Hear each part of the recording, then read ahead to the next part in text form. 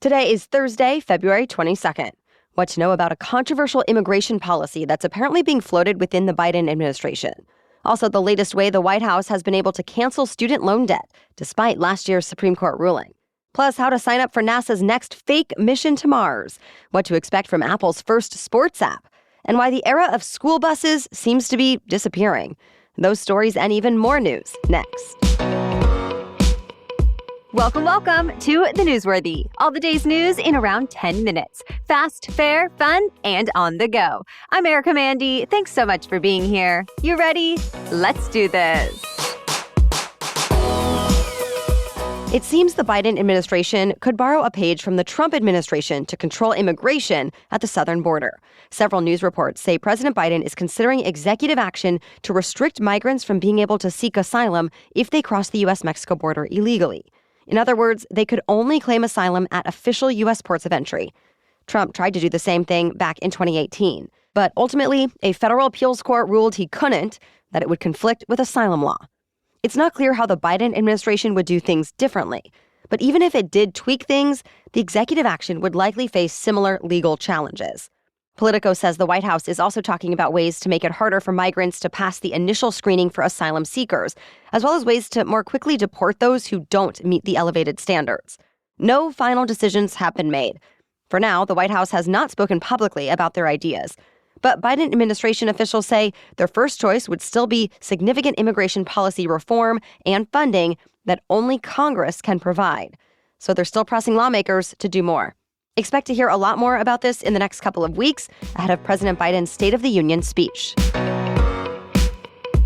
Well, this week, President Biden announced another $1.2 billion in student loan forgiveness. That brings the total amount he has wiped out during his time in office to $138 billion for about 4 million borrowers. That's a far cry from his original plan that would have canceled up to $400 billion in debt for about 43 million borrowers. But of course, that one was struck down by the U.S. Supreme Court, which ruled the Biden administration did not have the authority for such a broad-based policy. So to work around it, the Biden administration has been tweaking existing programs. The debt cancellation announced yesterday was an example of that, impacting borrowers enrolled in what's known as the SAVE plan, which is an income-driven repayment program. Other limited measures have helped public service workers and those with disabilities, among others. And just last week, the Education Department released a proposal to cancel student debt for more borrowers who experience hardship in paying off college loans. Some Republicans are still criticizing the White House for focusing on student loan debt, saying it punishes Americans who either did not attend college or already paid off their loans. But President Biden says it helps everyone, since when people have less debt, they can contribute more to the overall economy. The White House says it's cracking down to address concerns that China could try to hack critical infrastructure in the U.S. President Biden signed an executive order meant to help the government respond to cybersecurity threats. Specifically, it lets the U.S. Coast Guard outline minimum cybersecurity requirements at ports and gives it the power to move vessels that present any threats. Under the order, port and ship operators will also soon be required to report any cyber incidents to the Coast Guard. Already, the Coast Guard is assessing Chinese-built shipping cranes for any cybersecurity vulnerabilities. But this order also invests billions into manufacturing new cranes here in the U.S. Officials say this initiative is not a response to any specific threat, but many authorities, including the FBI director, have recently warned that China could start an extensive hacking operation in the event of a conflict over Taiwan. Chinese officials have called this theory paranoia and accused the U.S. of getting in the way of the normal economic and trade cooperation between China and the U.S. Either way, some Biden administration officials say China is not the only threat and that port security is so critical it should be a priority no matter what. A European satellite that has been in orbit for nearly 30 years fell back to Earth this week. It was about the size of a school bus and weighed 5,000 pounds. It spent its time in space studying Earth's land, oceans, and polar caps, and monitoring natural disasters before it ran out of fuel about a decade ago. Astronomers say it re-entered the Earth's atmosphere yesterday, somewhere between Alaska and Hawaii.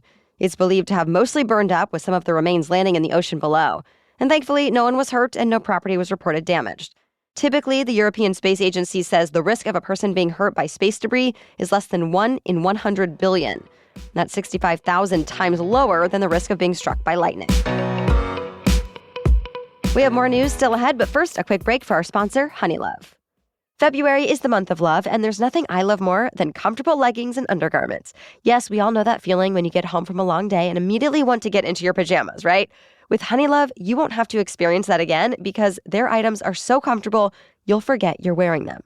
For the ladies listening, Honeylove gives you the comfort and support you need, but with the feeling, quality, and look you want, whether you're wearing their shapewear and bras or their leggings and loungewear. Speaking of leggings, Honeylove's Legging 2.0 is still my favorite legging ever. I wear them literally every week. They hold you in without that too tight feeling. They're cooling, comfortable, and cute. Honeylove truly has you covered for everything. The everyday look, workouts, weddings, and more. So treat yourself to the best bras on the market and save 20% off at honeylove.com/newsworthy. Use our exclusive link to get 20% off, honeylove.com/newsworthy. After you purchase, they ask you where you heard about them. Please support our show and tell them we sent you. Treat yourself to Honeylove because you deserve it. Now back to the news. Well, NASA is looking for another group of people who want to see what it's like to live on Mars. The space agency put out a call for applicants for its second planned simulated mission. For a year, 4 people will live and work inside a 3D printed version of a red planet habitat right here on Earth. The simulation includes 4 living quarters for each volunteer, a workspace, medical station, lounge areas, and a food growing station. But just like life on actual Mars, there will be limited resources. Volunteers will have to deal with typical environmental stressors of Mars, as well as equipment failures and communications delays. They'll go on simulated spacewalks and will have to work to maintain the habitat, grow crops, and work with robotics. To qualify, you have to be a U.S. citizen between 30 and 55 with experience working in STEM. The ground mission is set to kick off next spring. The first mission like this kicked off last summer and is set to wrap up in July. So far, that crew has harvested crops, gone on many simulated Mars walks, and it continues to carry out biological and physical experiments. Eventually, NASA says it will use what it's learned from these missions for a real mission into deep space. If you're interested in taking part in the simulated mission, we have a link to the application in today's episode notes. Boeing has decided to replace the leader of its troubled 737 MAX program. That's the most significant shakeup since what could have easily been a catastrophe during an Alaska Airlines flight last month. We're talking about the mid-air blowout that left a hole in the side of a MAX jet. Remember, a federal watchdog said it was likely caused by missing bolts, and loose bolts ended up being found on several aircraft afterwards. The FAA administrator said Boeing has not been paying enough attention to safety as it tries to build more planes to meet growing demand. Well, this week, an executive who had been with Boeing for nearly 18 years ended up getting replaced. He oversaw the factory where final assembly took place on the 737 MAX 9 that was involved in last month's incident. But now someone else is taking over. The company says that's just part of its new focus on making sure every plane delivered now meets or exceeds all quality and safety requirements. Still, shares of Boeing closed down once again. They've lost about $27 billion in stock market value since last month's incident. Another financially strapped media company is making cuts. BuzzFeed announced it's selling the entertainment media brand Complex to a livestream shopping platform, Network. The deal is worth about $109 million, even though it was just 2021 when BuzzFeed acquired Complex for $300 million. Now Network plans to make Complex shoppable, saying that's more sustainable than relying on the ad market. And BuzzFeed might not be done with its cuts just yet. It's already cut back its own staff several times and shut down its newsroom. Now, the Wall Street Journal says BuzzFeed is also looking to possibly sell its social media food brand, Tasty. Sports fans and Apple loyalists, this one's for you. Apple just launched its first sports app that's free for iPhone users. It delivers real-time scores, key statistics, and live betting odds. Already, people can download it to access the data from the NBA, NHL, MLS, Premier League Soccer, and more. But it's no mistake that it's coming out ahead of March Madness, since it will also offer real-time data for both the men's and women's NCAA basketball tournaments. Even more leagues will be added over time, like the NFL and MLB. Reports say this threatens to upend the mobile sports app space that's long been dominated by apps from ESPN and others like it. Those ones are supported by ads, but at least for now, the Apple one is ad-free. A college basketball star who's already made history on the court is now breaking even more records with help from her fans. Sports apparel store Fanatics says the University of Iowa's Caitlin Clark is now its top-selling college athlete since it first started selling collegiate gear.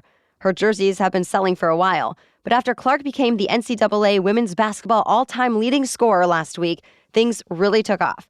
There was a lot of interest in the shirt Clark's teammates wore that night, featuring the slogan, "You break it, you own it." So Fanatics started selling it. And now the company says it sold more Clark-branded merchandise in just 24 hours than it has for any other individual college athlete across all sports over the last 2 years. And because of a recent Supreme Court ruling that lets student athletes make money off their personal brand, Clark is actually able to cash in. Not just from Fanatics either. Clark has also signed deals with Gatorade, Nike, State Farm, Bose, and more. That's it for the main news today, so now it's time for Thing to Know Thursday. But first, support for this episode comes from Lumi. You know what's giving me some extra confidence this year? Knowing I have an effective deodorant helping me smell great. Yep, I made the switch to Lumi, and I am so glad. It's paraben-free, baking soda-free, pH balanced, so it's seriously safe to use anywhere on your body, and it's clinically proven to block odor all day long and control odor for up to 72 hours. It's also clinically proven to control odor better than a shower with soap alone.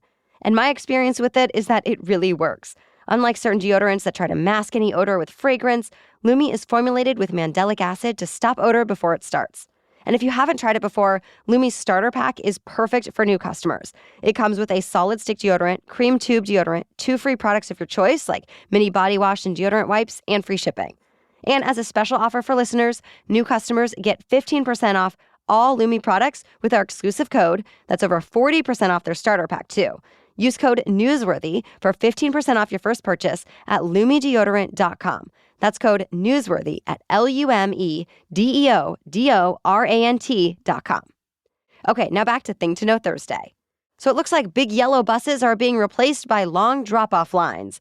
The most recent National Household Travel Survey found, for the first time on record, most American students are being taken to school by private vehicles. Specifically, about 53% of U.S. students are getting dropped off at school or driving themselves. This trend has been growing for a while, but it really took off since the pandemic, mostly because of a shortage of bus routes and drivers. Across the country, a lot of school systems are still dealing with severe shortages. And a few cities, like Philadelphia and Baltimore, have even tried paying some parents to drive their kids to lower the demand for buses. Besides the shortages, the Washington Post says another reason parents are more likely to drop off their kids is the rise of remote work, making them more available at drop-off and pickup times. But of course, that's not an option for everyone. And even when it is, there are big downsides like much longer lines outside schools. So new child transportation providers are popping up to close the gaps. And other bus advocates are leaning on school boards to provide more funding or at least avoid more cuts. All right, thank you so much for listening today. A quick note that there is a sale on the Newsworthy merch today through Sunday. You can get $16 classic tees and up to 35% off everything else. Just go to thenewsworthy.com/merch to check out the t-shirts, sweatshirts, mugs, bags, and more, all at a discount. We'll catch you up on more news to know tomorrow. Until then, thanks again for being here and have a great day.